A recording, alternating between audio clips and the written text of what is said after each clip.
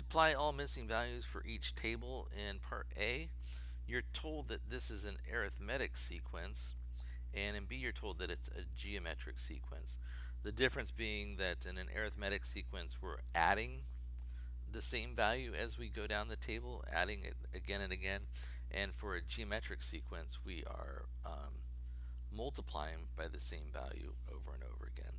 So I guess the first question is, well, what am I adding each time? And I can look at this and pretty quickly see if I'm going from negative 12 to the number 0 in 2 steps, I've got to be adding 6 each time, right? And I just want you to see that that is equivalent to the slope of this line.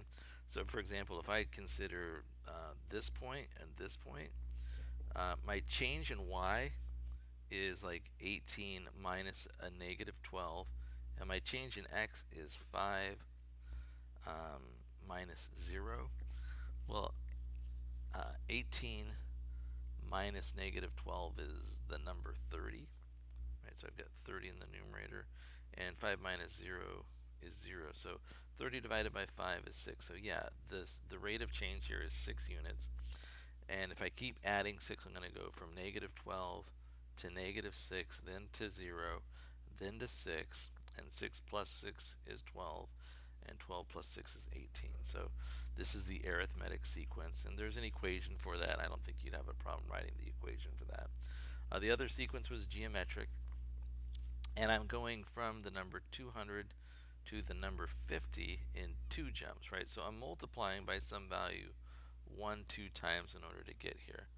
And looking at this, this is kind of an intuitive one. I don't need to do a lot to figure this out. It's growing by a half, right? So 200 times a half is 100, times a half is 50, times 1/2 is the number 25, times a half of that would be what, 12.5, and then 1/2 of that would be 6 1/4, so 6.25.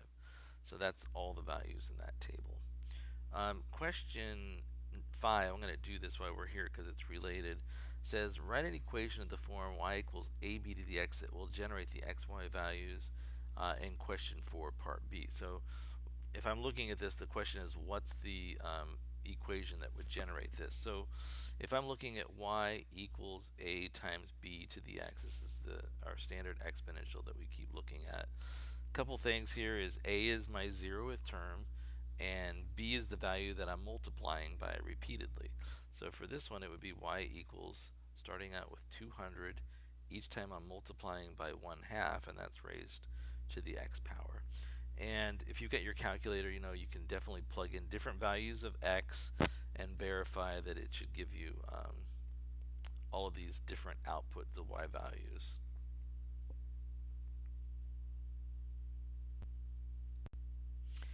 And in fact, I'm always a fan of checking, especially if you find you've got extra time. Just check things like this.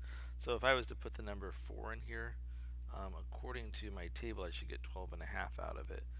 And yeah, it's 200 times 1/2 to the 4th power, and it produces 25 halves. And yeah, 25 divided by 2 is exactly 12.5. So at least I checked that one value. So that was questions 4 and 5.